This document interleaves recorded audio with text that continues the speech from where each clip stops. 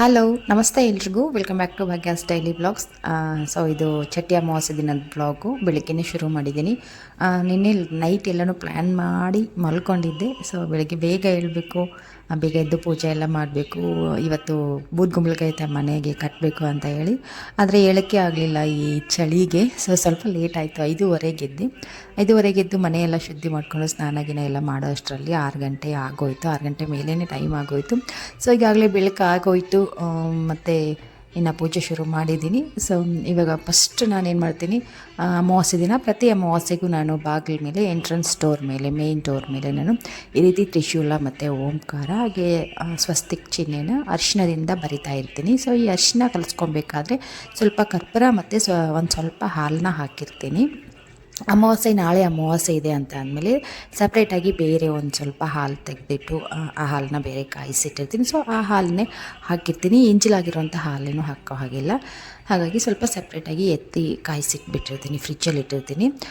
So ಅದೇ ಹಾಲಿಂದ ಕಲಿಸ್ಕೊಂಡು ಇವಾಗ ಓಂಕಾರ ಮತ್ತು ತ್ರಿಶೂಲ ಸ್ವಸ್ತಿಕ್ನ ಬರಿತಾ ಇದ್ದೀನಿ. ಇದನ್ನು ಮತ್ತೆ ನಾನು ಅಮಾವಾಸ್ಯೆಗೇ ರಿಮೂವ್ ಮಾಡ್ತೀನಿ, ಇಲ್ಲ ಅಂತ ಅಂದರೆ ಹುಣ್ಣಿಮೆಗೂ ಕೂಡ ರಿಮೂವ್ ಮಾಡಿ ಮತ್ತೆ ಹೊಸದಾಗಿ ಬರಿತಾ ಇರ್ತೀನಿ. ಸೊ ಇದನ್ನು ನಾನು ಒಂದು 2 ವರ್ಷದಿಂದ ಮಾಡ್ಕೊಂಡು ಬರ್ತಾಯಿದ್ದೀನಿ. ಸೊ ಇದ್ರದ್ದು ಈ ಥರ ಬರೆಯೋದ್ರಿಂದ ಏನೆಲ್ಲ ಲಾಭ ಇದೆ ಅಂತ ಹೇಳಿ ಸಾಕಷ್ಟು ಜನಕ್ಕೆ ಗೊತ್ತಿರ್ಬೋದು, ಆದರೂ ಕೂಡ ಸ್ವಲ್ಪ ಹೇಳ್ತೀನಿ ನಾನು. ಮನೆಯಲ್ಲಿ ಏನಾದರೂ ಆರ್ಥಿಕ ಸಮಸ್ಯೆ ಇದ್ದರೆ, ಹಾಗೆ ಮನೆಯಲ್ಲಿ ನೆಗೆಟಿವ್ ಥಾಟ್ಸ್ ಏನಾದರೂ ಇದ್ದರೆ ಅದೆಲ್ಲನೂ ಕೂಡ ಪರಿಹಾರ ಆಗುತ್ತೆ ಅಂತ ಹೇಳ್ತಾರೆ. ಸೊ ಹಾಗಾಗಿ ಏನೇ ಆದರೂ ಮನೆಯಲ್ಲಿ ಯಾವುದೇ ಒಂದು ಸಮಸ್ಯೆ ಇದ್ದರೂ ಕೂಡ ಮನೆಯಲ್ಲಿ ಸುಖ, ಶಾಂತಿ, ನೆಮ್ಮದಿ, ಸಮೃದ್ಧಿ ಭರಿತವಾಗಿ ಜೀವನ ನಾವು ನಡೆಸ್ಕೊಂಡು ಹೋಗಬೇಕು ಅನ್ನೋ ಕಾರಣಕ್ಕೆ ಈ ಥರ ಎಂಟ್ರೆನ್ಸಲ್ಲಿ ಬರಿತಾ ಇರ್ತಾರೆ. ಕೆಲವರು ಬರೀ ಸ್ವಸ್ತಿಕ್ಕು, ಇಲ್ಲ ಬರೀ ಓಂಕಾರ ಅಥವಾ ತ್ರಿಶೂಲನ ಒಂದೊಂದೇ ಬರಿತಾ ಇರ್ತಾರೆ. ಸೊ ನಾನು 3 ಕೂಡ ಬರಿತಾ ಇರ್ತೀನಿ. ಹಾಗೆ ಹೊಸ್ತಿಲ್ ಪೂಜೆನೂ ಕೂಡ ಮಾಡ್ಕೊತಾ ಇದ್ದೀನಿ.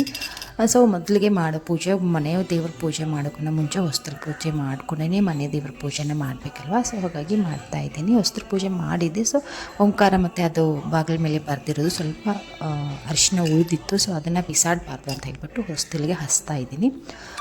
ಸೊ ದೇವ್ರ ಪೂಜೆಗೂ ಕೂಡ ಎಲ್ಲ ಹನಿ ಮಾಡಿ ಇಟ್ಟಿದ್ದೀನಿ. ದೀಪ ಹಚ್ಚೋದಾಗಿರ್ಬೋದು ಎಲ್ಲನೂ ಕೂಡ ರೆಡಿ ಮಾಡಿ ಇಟ್ಟಿದ್ದೀನಿ. ಹಿಂದಿನ ದಿನ ನಾನು ಎಲ್ಲನೂ ಕ್ಲೀನ್ ಮಾಡ್ಕೊಂಡು ಬಿಟ್ಟಿರ್ತೀನಿ, ದೇವ್ರ ಮನೆ ಎಲ್ಲನೂ. ಸೊ ಇನ್ನು ಪೂಜೆ ಮಾಡೋದಷ್ಟೇ ಬಾಕಿ ಇದೆ. ರಂಗೋಲಿ ಎಲ್ಲ ಹಾಕಿ ರೆಡಿಯಾಗಿದೆ.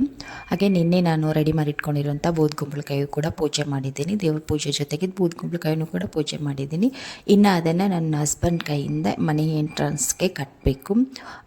ಎಲ್ರಿಗೂ ಗೊತ್ತಿದೆ ಈ ಬೂದ್ಗುಂಬಳಕಾಯಿನ ಮನೆಯಲ್ಲಿ ಕಟ್ಟೋದ್ರಿಂದ ಏನೆಲ್ಲ ಲಾಭ ಇದೆ, ಏನಕ್ಕೆ ಈ ಬೂದ್ಗುಂಬಳಕಾಯಿ ಕಟ್ತಾರೆ ಅನ್ನೋದು ಗೊತ್ತಿರುತ್ತೆ.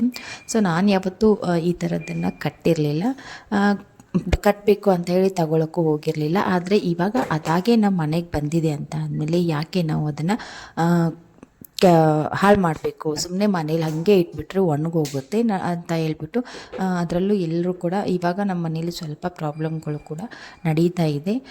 ಸೊ ಹಾಗಾಗಿ ಇದರಿಂದ ನಮಗೇನಾದರೂ ಪರಿಹಾರ ಸಿಗ್ಬೋದು, ಆ ದೇವರೇ ನಮಗೇನಾದರೂ ಪರಿಹಾರದ ರೂಪವಾಗಿ ಇದನ್ನು ನಮ್ಮನೆಗೆ ಕಳಿಸಿದ್ದಾನೆ ಅಂತ ಅಂದ್ಕೊಂಡು ನಾನಿವತ್ತು ಅಮಾವಾಸ್ಯೆನೂ ಕೂಡ ಇದೆ, ಹಾಗಾಗಿ ಕಟ್ಟಬೇಕು ಅಂತ ಹೇಳಿ ನನ್ನ ಮನಸ್ಸಿಗೂ ಕೂಡ ಅನ್ನಿಸ್ತು. ಸೊ ಕಟ್ತಾ ಇದ್ದೀನಿ, ಕಟ್ಟಬೇಕು ಅಂತ ಹೇಳ್ಬಿಟ್ಟು ನಿನ್ನೆ ವ್ಲಾಗಲ್ಲಿ ತೋರಿಸಿದ್ದೀನಿ ಇದನ್ನು ಯಾವ ರೀತಿ ಈಗ ಕಟ್ಟೋದಕ್ಕೆ ಅಂತ ಹೇಳ್ಬಿಟ್ಟು ಹಗ್ಗ ತಗೊಂಡು ಯಾವ ರೀತಿ ಅದನ್ನು ರೆಡಿ ಮಾಡಿದ್ದಾರೆ ನನ್ನ ಹಸ್ಬೆಂಡು ಅಂತ ಹೇಳ್ಬಿಟ್ಟು. ಹಾಗೆ ನಮ್ಮ ಉತ್ತರ ಕರ್ನಾಟಕದವ್ರು ಏನಾದರೂ ಒಂದು ಕ್ರಿಯೇಟಿವಿಟಿ ಮಾಡ್ತಾನೆ ಇರ್ತೀವಿ ನಾವು. ಇವಾಗ ಇನ್ನು ಅದನ್ನು ಕಟ್ಟೋದಕ್ಕೆ ನೆಲವು ಏನಾದರೂ ಬೇಕಾದರೆ ಖರ್ಚು ಆಗ್ತಾಯಿತ್ತು. ಖರ್ಚು ಏನಾದರೂ ಆಗಲಿ ಪರವಾಗಿಲ್ಲ, ಆದರೆ ನಮಗಿಲ್ಲಿ ಸಿಗಲಿಲ್ಲ ನೆಲವು ಏನು. ಹಾಗಾಗಿ ಇನ್ನು ನೆಲವು ಸಿಗಲಿಲ್ಲ ಅನ್ನೋ ಕಾರಣಕ್ಕೆ ಅದನ್ನು ಕಟ್ಟದೆ ಹಂಗೆ ಅಂತೂ ಬಿಡೋಕ್ಕಾಗಲ್ಲ, ಏನಾದರೂ ಒಂದು ಪ್ಲ್ಯಾನ್ ಮಾಡಿ ಕಟ್ಟಲೇಬೇಕಾಗಿತ್ತು. ಹಾಗಾಗಿ ಒಂದು ಮನೇಲಿರುವಂಥ ಹಗ್ಗ ತಗೊಂಡು ಆ ಥರ ನೀವು ನೋಡ್ತಾ ಇದ್ದೀರಿ, ಇವಾಗ ಅದನ್ನು ಆ ಥರ ಒಂದು ರೆಡಿ ಮಾಡಿದ್ದಾರೆ. ಇನ್ನು ಅದನ್ನು ಮೇಲ್ಗಡೆ ಕಟ್ಟೋದು ಮಾತ್ರ ಬಾಕಿ. ಸೊ ಪೂಜೆ ಮಾಡಿದ್ದೀನಿ, ಹೂವು ಎಲ್ಲ ಇಟ್ಬಿಟ್ಟು ಗಂಧದ ಕಡ್ಡಿ ಬೆಳಗಿ ಪೂಜೆ ಮಾಡಿಬಿಟ್ಟು ಸಂಕಲ್ಪ ಮಾಡಿಕೊಂಡು ನಾನು ಅದನ್ನು ಇವಾಗ ಕಟ್ಟಬೇಕಂತ ಹೇಳ್ಬಿಟ್ಟು ರೆಡಿ ಆಗಿದೆ. ಹಾಗೆ ಇದನ್ನು ಒಂದು ಸಾರಿ ಮನೆಗೆ ಮೇಲ್ಗಡೆ ಕಟ್ಟಿದ್ರೆ ಆಯಿತು, ಅದನ್ನು ಮತ್ತೆ ಪದೇ ತೆಗೆಯೋದಾಗಿರ್ಬೋದು, ಪದೇ ತೆಗೆದು ಪೂಜೆ ಮಾಡೋ ಹಾಗಿಲ್ಲ. ನಾವು ಪೂಜೆ ಏನಾದರೂ ಮಾಡಬೇಕು ಅಂತ ಅಂದರೆ ಮೇಲ್ಗಡೆಯಿಂದನೇ ನಾವು ಒಂದು ಚೇರ್ ಏನಾದರೂ ಇಟ್ಕೊಂಡು ಅಲ್ಲೇ ಇರುತ್ತೆ, ಅಲ್ಲೇ ಪೂಜೆ ಮಾಡಬೇಕಾಗತ್ತೆ. ಅಲ್ಲಿಂದನೇ ನಾವು ಗಂಧದ ಕಡ್ಡಿ ಎಲ್ಲ ಬೆಳಗಬೇಕಾಗತ್ತೆ. ಹಾಗೆ ಇನ್ನೇನಪ್ಪ ಅಂತ ಅಂದರೆ ಇದನ್ನು ನಾವು ಮಧ್ಯದಲ್ಲಿ ಯಾವಾಗಲೂ ಕೂಡ ತೆಗೆಯೋ ಹಾಗಿಲ್ಲ. ನಾವು ಅಕಸ್ಮಾತ್ ಬಾಡಿಗೆ ಮನೇಲಿ ಇದ್ರೂ ಕೂಡ ಅದನ್ನು ತೆಗೆಯೋ ಅವಶ್ಯಕತೆ ಇಲ್ಲ. ಅದನ್ನು ತೆಗೆದು ನಾವು ಮತ್ತೆ ತೊಗೊಂಡು ಹೋಗಬೇಕು ಅಂತ ಏನಿಲ್ಲ, ಅದು ಅಲ್ಲೇ ಇರಬೇಕು. ಮನೆಗೆ ಸಂಬಂಧಪಟ್ಟಿರೋದಾದ್ಮೇಲೆ ಆ ಮನೆಯಲ್ಲೇ ಇರಬೇಕು. ಮತ್ತು ಇನ್ನೇನಾದರೂ ಬೇರೆಯವರು ಹೊಸೊಬ್ಬರು ಬಂದು ಬಾಡಿಗೆ ಮನೆ ಸೇರಿಕೊಂಡ್ರೆ ಅದು ಅವ್ರ ಇಷ್ಟಕ್ಕೆ ಬಿಟ್ಟಿದ್ದು. ಇರಲಿ, ಒಳ್ಳೆಯದಕ್ಕೆ ಏನೋ ಕಟ್ಟಿದ್ದಾರೆ ಇರಲಿ ಅಂತ ಅವ್ರ ಮನಸ್ಸಲ್ಲಿ ಬಂದರೆ ಇಟ್ಕೊತಾರೆ. ಇಲ್ಲಪ್ಪ ಅದೇನಿದೆಯೋ ಗೊತ್ತಿಲ್ಲ ಅಂತ ಹೇಳ್ಬಿಟ್ಟು ಕೆಲವರು ತೆಗಿತಾ ಇರ್ತಾರೆ. ಅದು ಅವರವರು ಮನಸ್ಸಿಚ್ಛೆ ಬಿಟ್ಟಿದ್ದು. ನಾವು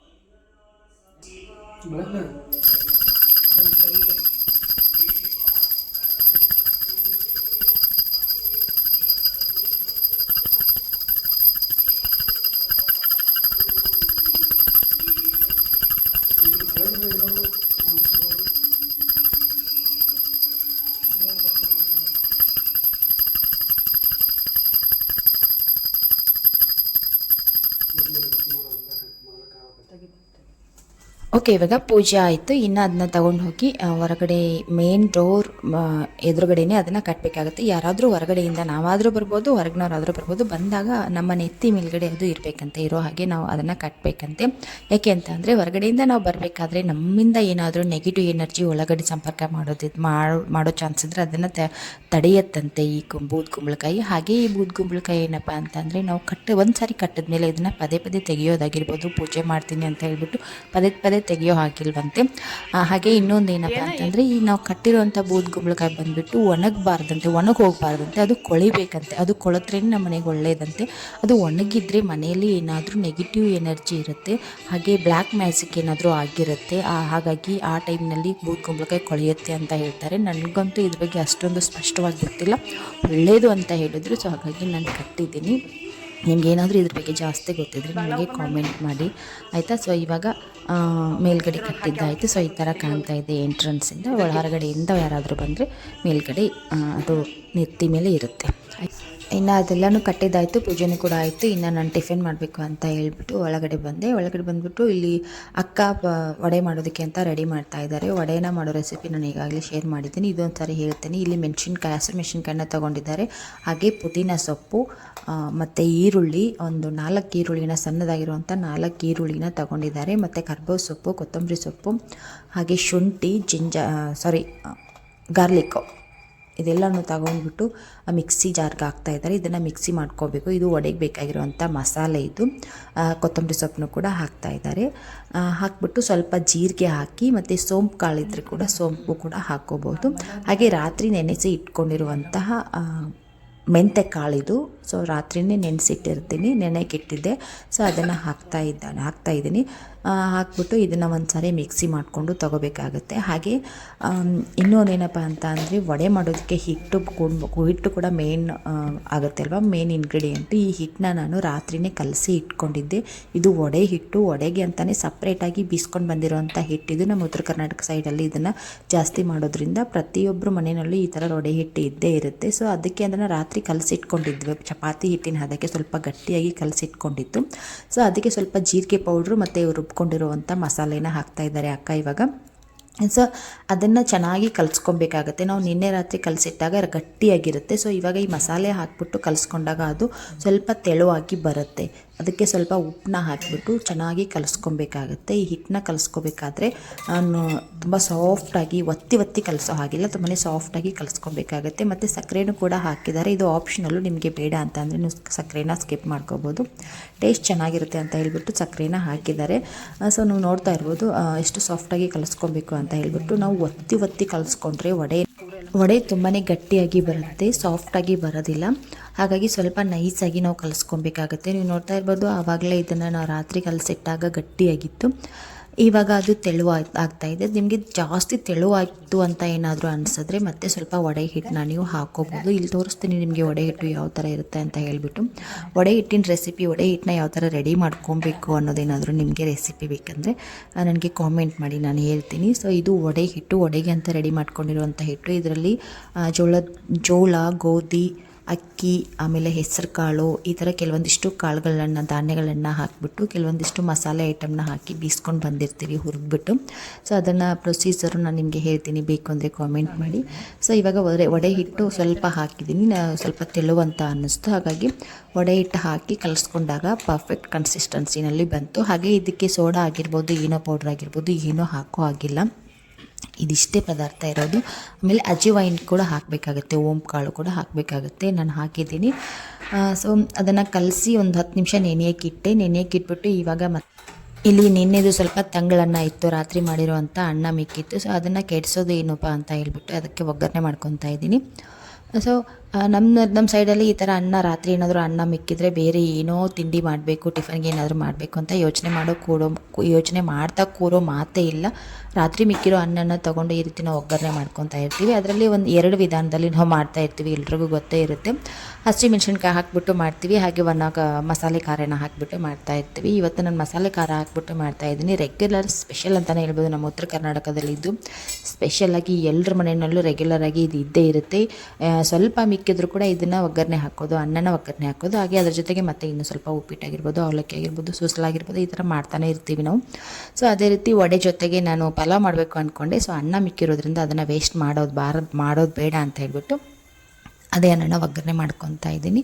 ಎಲ್ರಿಗೂ ಗೊತ್ತೇ ಇರುತ್ತೆ. ಸೊ ಪ್ಯಾನ್ಗೆ ಎಣ್ಣೆ ಹಾಕಿದ್ದೀನಿ, ಎಣ್ಣೆ ಸಿಡಿಯೋಕ್ಕೆ ಸ್ಟಾರ್ಟ್ ಆದಮೇಲೆ ಅದರಲ್ಲಿ ಸಾಸಿವೆ, ಜೀರಿಗೆನ ಹಾಕಿ ಸ್ವಲ್ಪ ಈರುಳ್ಳಿ ಪ್ರಮಾಣನ ಜಾಸ್ತಿ ಹಾಕ್ಕೊತಾ ಇದ್ದೀನಿ ಅಷ್ಟೇ. ಸ್ವಲ್ಪ ಜಾಸ್ತಿ ಈರುಳ್ಳಿ ಹಾಕ್ಕೊಂಡ್ರೆ ತಿನ್ನೋದಕ್ಕೆ ಟೇಸ್ಟ್ ಚೆನ್ನಾಗಿರುತ್ತೆ, ಯಾವುದೇ ಒಂದು ಟಿಫನ್ ಆಗಿರ್ಬೋದು. ಈರುಳ್ಳಿ ಹಾಕಿ ಕರ್ಬೇವು ಸೊಪ್ಪು ಹಾಕಿಬಿಟ್ಟು ಚೆನ್ನಾಗಿ ಬಾಡಿಸ್ಕೊತಾ ಇದ್ದೀನಿ. ಜಾಸ್ತಿ ಇಂಗ್ರೀಡಿಯೆಂಟ್ ಏನೂ ಬೇಕಾಗಿಲ್ಲ ಇದಕ್ಕೆ, ಈರುಳ್ಳಿ, ಕರ್ಬೇವು ಸೊಪ್ಪು, ಮಸಾಲೆ ಖಾರ ಇದ್ದರೆ ಸಾಕಾಗುತ್ತೆ.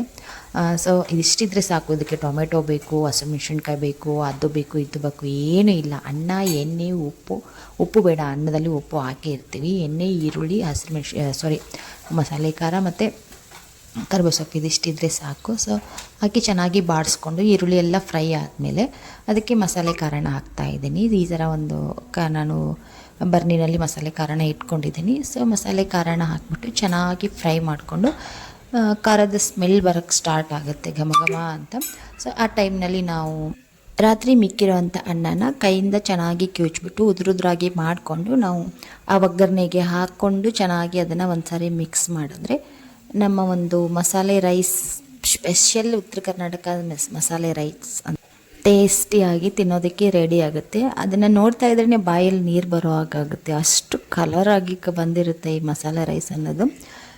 ಖಾರ ಹಾಕಿರ್ತೀವಿ ನೋಡಿ, ಮಸಾಲೆ ಖಾರ ಹಾಕಿರ್ತೀವಿ ನೋಡಿ, ಹಾಗಾಗಿ ಅಷ್ಟು ರೆಡ್ಡಾಗಿ ಚೆನ್ನಾಗಿ ಬಂದಿರುತ್ತೆ. ಮನೇಲಿ ಬೇರೆ ಏನಾದರೂ ಸ್ಪೆಷಲ್ ಆಗಿರೋಂಥ ಟಿಫನ್ ಮಾಡಿದ್ರೂ ಕೂಡ ಅದ್ರ ಜೊತೆಗೆ ಈ ರೈಸ್ ಏನಾದರೂ ಮಾಡಿದ್ರೆ ಎಲ್ಲರೂ ಜಾಸ್ತಿ ಇಷ್ಟಪಟ್ಟು ತಿನ್ನೋದೇ ಇದೇ ರೈಸ್ ಅಂತಲೇ ಹೇಳ್ಬೋದು. ಸ್ವಲ್ಪ ಖಾರ ಜಾಸ್ತಿ ಆಗಬಾರ್ದು ಅಂತ ಹೇಳಿಬಿಟ್ಟು ಸಕ್ಕರೆನ ಹಾಕ್ತಾಯಿದ್ದೀನಿ. ನೀವು ಬೇಡ ನಾನು ಡಯಟಲ್ಲಿದ್ದೀನಿ ಅನ್ನೋದಾದರೆ ನೀವು ಅದನ್ನು ಸ್ಕಿಪ್ ಮಾಡ್ಬೋದು. ಸೊ ನೋಡ್ತಾ ಇರ್ಬೋದು, ನಾನು ಇವಾಗ ಚೆನ್ನಾಗಿ ಅದನ್ನ ಮಿಕ್ಸ್ ಮಾಡ್ಕೊತಾ ಇದ್ದೀನಿ. ಹಾಗೆ ಈ ಕಡೆ ಸೈಡಲ್ಲಿ ನಾನು ಅನ್ನ ಮಾಡ್ಕೊಳಕ್ಕೆ ಇಟ್ಟಿದ್ದೀನಿ. ಇವತ್ತು ಅಮಾವಾಸ್ಯೆ ನೋಡಿ, ಚಟ್ಟಿ ಅಮಾವಾಸ್ಯೆ. ಸೊ ಹಾಗಾಗಿ ನಮ್ಮ ಊರಲ್ಲಿ ಎಲ್ಲರೂ ಕೂಡ ಇವತ್ತು ಫುಲ್ ಹೋಳಿಗೆ ಎಲ್ಲ ಮಾಡ್ತಾಯಿರ್ತಾರೆ. ಇವತ್ತು ನಾನು ಹೋಳಿಗೆ ಮಾಡ್ತಾಯಿಲ್ಲ, ವಡೆ ಹಿಟ್ಟು ಕಲಸಿಟ್ಟಿದ್ದೀನಿ ನೋಡಿ ಆವಾಗಲೇ. ಸೊ ವಡೆ ಮಾಡಿಬಿಟ್ಟು ಅನ್ನ ಸಾಂಬಾರು ವಡೆನ ಮಾಡ್ತಾಯಿದ್ದೀನಿ. ಸೊ ಇವಾಗ ದೇವ್ರ ನೈವೇದ್ಯಗೂ ಕೂಡ ಅನ್ನ ಬೇಕು ಅಂತ ಹೇಳ್ಬಿಟ್ಟು ಅನ್ನ ಮಾಡೋಕ್ಕೆ ಇಟ್ಟಿದ್ದೀನಿ. ಸೊ ಅನ್ನ ರೆಡಿ ಆಗುತ್ತೆ, ನಾನು ವಡೆ ಎಲ್ಲ ಕರಿಯೋ ಅಷ್ಟರಲ್ಲಿ ಅನ್ನನೂ ಕೂಡ ರೆಡಿ ಆಗುತ್ತೆ. ಸೊ ಮೊದಲಿಗೆ ಟಿಫನ್ ಮಾಡ್ಕೊಂಡ್ಬಿಡ್ತೀವಿ, ಟಿಫನ್ಗೋಸ್ಕರನೇ ಇವಾಗ ವಡೆ ಮಾಡ್ತಾ ಇರೋದು. ಹಾಗೆ ತಿನ್ನಬಾರ್ದು ದೇವ್ರ ನೈವೇದ್ಯ ಆಗದೆ ಅಂತ ಹೇಳ್ಬಿಟ್ಟು ಅನ್ನಕ್ಕೆ ಕೂಡ ಇಟ್ಕೊಂಡಿದ್ದೀನಿ. ಇನ್ನು ವಡೆ ಮಾಡೋದಕ್ಕೆ ನಾನು ಶುರು ಮಾಡ್ತಾಯಿದ್ದೀನಿ. ಸೊ ಇಲ್ಲಿ ಏನಾಯಿತು ಅಂತ ಅಂದರೆ ನಾನು ವಡೆ ಮಾಡಬೇಕು ಅಂತ ಹೇಳ್ಬಿಟ್ಟು ಎಲ್ಲನೂ ರೆಡಿ ಮಾಡಿಕೊಂಡು ಬಾಣಲಿಗೆ ಎಣ್ಣೆ ಹಾಕಿ ಎಣ್ಣೆ ಕಾಯಕ್ಕಿಟ್ಟು ಇನ್ನೇನು ವಡೆ ತಟ್ಟಕ್ಕೆ ಶುರು ಮಾಡಿದೆ ನೋಡಿ. ವಡೆ ತಟ್ಟಿ ಒಂದು 4 ವಡೆ ತಟ್ಟಿ ನಾನು ಎಣ್ಣೆಗೆ ಹಾಕಿದೆ. ಎಲ್ಲ ವಡೆನೂ ಕೂಡ ತಳಕ್ಕೆ ಹೋಗಿ ಕೂತ್ಕೊಂಡ್ಬಿಟ್ಟು ನನಗೆ ಮಾಡೋಕ್ಕೆ ಬರಲಿಲ್ಲ ವಡೆನ. ಮತ್ತೆ ಅಕ್ಕ ಬಂದು ಹೆಲ್ಪ್ ಮಾಡಿದ್ರು. ಆ ಥರ ಯಾಕಾಗುತ್ತೆ ಗೊತ್ತಾ, ಎಣ್ಣೆ ಸರಿಯಾಗಿ ಕಾಯದೇ ಇರೋದು ಒಂದು ಕಾರಣ. ಹಾಗೆ ಈ ಥರ ನಾವು ಅಲ್ಯೂಮಿನಿಯಂ ಪಾತ್ರೆಯಲ್ಲಿ ಯಾವುದೇ ಒಂದು ಪದಾರ್ಥನ ಕರೆದ್ರೂ ಕೂಡ ಎಲ್ಲ ಹೋಗಿ ಕೆಳಗಡೆ ತಳಭಾಗದಲ್ಲಿ ಕೂತ್ಕೊಂಡ್ಬಿಡುತ್ತೆ. ಇದೇ ಕಾರಣಕ್ಕೆ ನಾವು ಏನಾದರೂ ಕರಿಯೋ ರೆಸಿಪಿ ಏನಾದರೂ ಮಾಡ್ತಾಯಿದ್ರೆ ಕಬ್ಬಿಣದ ಪಾತ್ರೆ ಬೆಸ್ಟ್ ಅಂತಲೇ ಹೇಳ್ಬೋದು.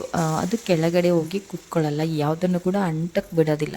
ಈ ಥರ ಅಲ್ಯೂಮಿನಿಯಂ ಪಾತ್ರೆ ಏನಾಗುತ್ತೆ, ನಾವು ಏನಾದರೂ ಈ ಥರ ಹಾಕಿದಾಗ ಅದು ಕೆಳಗಡೆ ಹೋಗಿ ತಳದಲ್ಲಿ ಹತ್ಕೊಂಡು ಕೂತ್ಕೊಂಡು ಬಿಡುತ್ತೆ. ಹಾಗೆ ಈ ಅಲ್ಯೂಮಿನಿಯಂ ಕೂಡ ನಾವು ಮಾಡ್ತಾ ಇರೋ ಪದಾರ್ಥದಲ್ಲೂ ಕೂಡ ಅದರಲ್ಲಿರುವಂಥ ಕೆಮಿಕಲ್ ಅಂಶ ಅದರಲ್ಲಿ ಸೇರುತ್ತೆ ಅಂತ ಹೇಳ್ತಾರೆ. ಸೊ ಹಾಗಾಗಿ ಆದಷ್ಟು ಅಲ್ಯೂಮಿನಿಯಂ ಪಾತ್ರೆನ ಅವಾಯ್ಡ್ ಮಾಡಬೇಕು ಅನ್ನೋದಿದೆ. ಸೊ ಆದಷ್ಟು ಬೇಗ ಅದೆಲ್ಲನೂ ಕೂಡ ತೆಗಿತೀನಿ.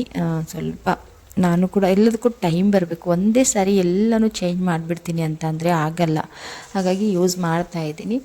ನೋಡೋಣ ಆದಷ್ಟು ಬೇಗ ಇದೆಲ್ಲನೂ ಅಲ್ಯೂಮಿನಿಯಂ ಪಾತ್ರೆನ ಬಳಸೋದು ಕಡಿಮೆ ಮಾಡ್ಕೊತೀನಿ. ನೀವು ನೋಡ್ತಾ ಇರ್ಬೋದು ನಾನು ಹಾಕ್ತಾಯಿದ್ದೀನಿ. ಇವಾಗ ಎಲ್ಲನೂ ತಳದಲ್ಲಿ ಹೋಗಿ ಕೂತ್ಕೊತಾ ಇದೆ. ನಾನು ಇದೇನು ಹಿಂಗಾಗೋಯ್ತಲ್ಲ ಅಂತ ಅಂದ್ಕೊಂಡೆ. ಮತ್ತು ಅಕ್ಕ ಬಂದು ಎಲ್ಲನೂ ಸರಿ ಮಾಡಿದ್ರು, ಅವ್ರು ಮಾಡಿಕೊಟ್ರು. ಅವ್ರು ಮಾಡಿದ್ರು, ಅವರೇ ಹಾಕ್ತಾಯಿದ್ರು. ನೋಡ್ತಾ ಇರ್ಬೋದು ನಾನು ಎಷ್ಟು ಕಷ್ಟಪಡ್ತಾಯಿದ್ದೀನಿ ತೆಗಿಯೋದಕ್ಕೆ ಅಂತ ಹೇಳ್ಬಿಟ್ಟು. ಎಲ್ಲ ಅಂಟ್ಕೊಂಡು ಕೂರ್ತಾ ಇತ್ತು. ನನಗೆ ಗೊತ್ತಾಯಿತು ಆಮೇಲೆ ಇದು ಅಲ್ಯೂಮಿನಿಯಂ ಪಾತ್ರೆದೇ ಎಫೆಕ್ಟು ಅಂತ ಹೇಳಿಬಿಟ್ಟು. ಹಾಗೆ ಎಣ್ಣೆಯನ್ನು ಕೂಡ ಇನ್ನೂ ಕಾಯ್ದಿಲ್ಲ ಅಂತ ಅಂದ್ಕೊಂಡೆ. ಅಕ್ಕ ಬಂದು ನೋಡಿದ್ರು, ಅವು ಹೇಳ್ತಾನೆ ಇರಲಿಲ್ಲ, ಹೇಳೋಕ್ಕೆ ಹಿಂದೆ ಮುಂದೆ ನೋಡ್ತಾ ಇತ್ತು. ನೋಡಿ ಬಂದು ಫುಲ್ ಕ್ಲಾಸ್ ತೊಗೊಂಡ್ರು. ಏನು ಮಾಡ್ತಾ ಇದೀಯ, ಈ ವಡೆನ ಇದು ತೆಗ್ದು ಹೋಗಿ ಆ ಕಡೆ ಅಂತ ಹೇಳಿದರು. ಸೊ ಮತ್ತು ಅವ್ರು ಬಂದು ನಾನು ಬಿಟ್ಬಿಟ್ಟೆ, ನೀನೇ ಮಾಡಮ್ಮ ತಗೋ ಅಂತ ಹೇಳ್ಬಿಟ್ಟು ಕೊಟ್ಟು ಹೊರಟೋದೆ. ಸೊ ಅವಳು ಮಾಡ್ತಾಯಿದ್ದಾಳೆ ಅಕ್ಕ. ಇವಾಗ ಅವಳು ಬಂದು ಸ್ವಲ್ಪ ಎಣ್ಣೆ ಕಾಯೋವರೆಗೂ ವೆಯ್ಟ್ ಮಾಡಿ ನೋಡಿದ್ಲು. ಮೊದಲು ಒಂದು ಸ್ವಲ್ಪ ಹಾಕ್ಬಿಟ್ಟು ಅದು ಮೇಲ್ಗಡೆ ಎದ್ದು ಬಂದ ತಕ್ಷಣ ಮಾಡೋಕ್ಕೆ ಶುರು ಮಾಡಿದ್ಲು. ಅವಳು ಮಾಡಿದಾಗ ಸಖತ್ತಾಗಿ ಬಂತು. ಇನ್ನೇನು ಮಾಡ್ತಾಯಿದ್ದಾಳೆ ಬಿಡು ಅಂತ ಹೇಳ್ಬಿಟ್ಟು ಹಾಗೆ ಬ್ಯಾಟಿಂಗ್ ಶುರು ಮಾಡಿದೆ ನಾನು. ಹಾಗೆ ಹೇಳ್ತೀನಿ, ಈ ವಡೆ ಅಂತೂ ಸಖತ್ತಾಗಿತ್ತು, ತುಂಬ ಟೇಸ್ಟಿಯಾಗಿ ಬಂದಿತ್ತು ವಡೆ.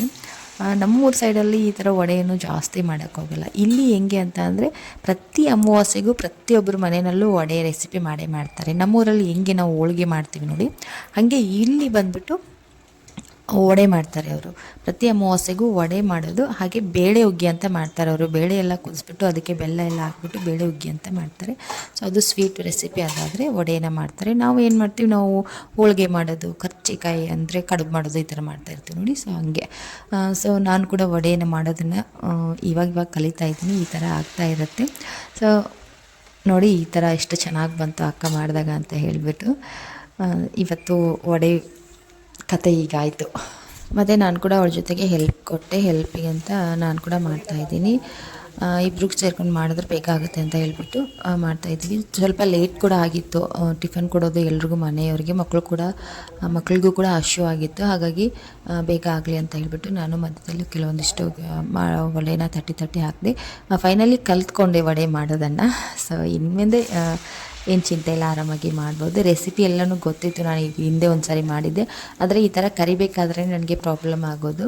ಇವಾಗ ಗೊತ್ತಾಯಿತು ಯಾವ ಥರ ಏನು ಅಂತ ಹೇಳ್ಬಿಟ್ಟು. ಹಾಗೆ ಇದನ್ನು ಜಾಸ್ತಿ ದಪ್ಪ ಲೇಯರಾಗೂ ತಟ್ಟೋ ಆಗಿಲ್ಲ, ಹಾಗೆ ಜಾಸ್ತಿ ತೆಳುವಾಗೂ ಕೂಡ ತಟ್ಟೋ ಆಗಿಲ್ಲ. ಮೀಡಿಯಮ್ ಸೈಜಲ್ಲಿ ನೋಡಿಕೊಂಡು ನಾವು ತಟ್ಟಬೇಕಾಗುತ್ತೆ. ಹಾಗೆ ಶೇಪ್ ಬೇಕು ಅಂತ ಅಂದರೆ ಸ್ವಲ್ಪ ಕಷ್ಟನೇ ಪಡಬೇಕಾಗುತ್ತೆ. ಒಂದು ಬೌಲ್ ತೊಗೊಂಡು ಅದರಿಂದ ಅದನ್ನು ಕಟ್ ಮಾಡಿಬಿಟ್ಟು ಎಣ್ಣೆ ಹಾಳೆನಲ್ಲಿಗೆ ತಟ್ಟಿ ಕಟ್ ಮಾಡಿಬಿಟ್ಟು ಹಾಕಬೇಕಾಗುತ್ತೆ. ತುಂಬ ಲೇಟ್ ಆಗುತ್ತೆ ಅದೆಲ್ಲ ಮಾಡೋದು. ನಮ್ಮ ಮನೆಯಲ್ಲಿ ಶೇಪ್ ಕೀಪ್ ಏನಿಲ್ಲ, ನಾವು ಹೆಂಗೆ ಆದರೂ ಓಕೆ, ರುಚಿ ಚೆನ್ನಾಗಿದ್ರೆ ಸಾಕಲ್ವ. ಸೊ ಹಾಗಾಗಿ ಈ ಥರ ಆಗಿದೆ. ವಡೆ ಅಂತೂ ಸಖತ್ತಾಗಿ ಬಂದಿತ್ತು, ತುಂಬಾ ರುಚಿಯಾಗಿ ಬಂದಿತ್ತು. ಇನ್ನು ನಾವು ಟಿಫನ್ ಶುರು ಮಾಡ್ತೀವಿ. ಸೊ ನೋಡ್ತಾ ಇರ್ಬೋದು, ಇವಾಗ ಟಿಫನ್ಗೆ ಆಗೋ ಅಷ್ಟು ಮಾತ್ರ ಮಾಡ್ಕೊಂಡಿದ್ದೀವಿ. ಎಲ್ರಿಗೂ ಟಿಫನ್ ತೊಗೊಂಡು ಹೋಗಿದ್ದಾರೆ, ಅದರಲ್ಲಿ ಹಾಕ್ಕೊಂಡು ಹೋಗಿದ್ದಾರೆ. ಇನ್ನು ನನಗೆ ಇಟ್ಟಿರುವಂಥ ವಡೆ ಇದು. ಸೊ ಇನ್ನು ಇದಕ್ಕೆ ವಡೆ ಮತ್ತು ಸ್ವಲ್ಪ ಆವಾಗಲೇ ಮಾಡಿಟ್ಕೊಂಡಿರುವಂಥ ಮಸಾಲೆ ರೈಸು.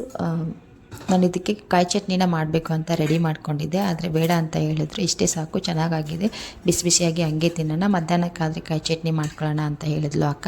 ಹಾಗಾಗಿ ನನಗೆ ನೆಂಚ್ಕೊಳ್ಳೋಕೆ ಏನಾದರೂ ಬೇಕು ಅಂತ ಹೇಳ್ಬಿಟ್ಟು ಮೊಸರು ಹಾಕ್ಕೊತಾ ಇದ್ದೀನಿ. ಮೊಸರಲ್ಲೂ ಕೂಡ ಸಖತ್ ಚೆನ್ನಾಗಿರುತ್ತೆ, ತುಂಬ ಸಾಫ್ಟಾಗಿ ಸಖತ್ ಟೇಸ್ಟಿಯಾಗಿ ಬಂದಿತ್ತು ವಡೆ ಅಂತೂ. ಇನ್ನು ಟಿಫನ್ ಎಲ್ಲ ಮುಗೀತು. ನಾವೆಲ್ಲರೂ ಟಿಫನ್ ಮುಗಿಸೋ ಹೊತ್ತಿಗೆ ಆರು ಮತ್ತು ಗುಂಡನಣ್ಣು ಕೂಡ ಎದ್ದರು. ಆವಾಗ ತಾನೇ ಎದ್ದಿದ್ರು.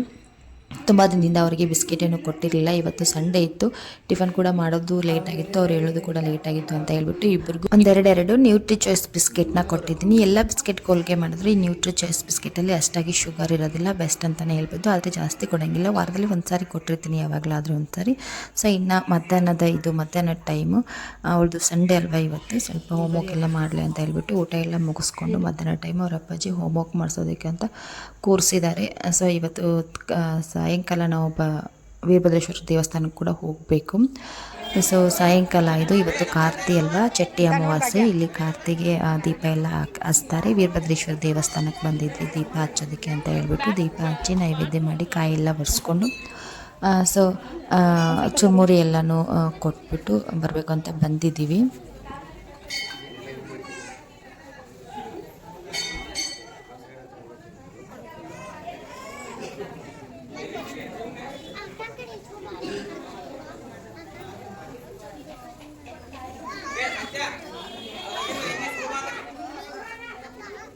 ಭಾಗ್ಯ ಬಾ, ನಾ ಹೇಳಿಸ್ತೀನಿ ಬಾ, ಈ ತಗೋ ಬಾ,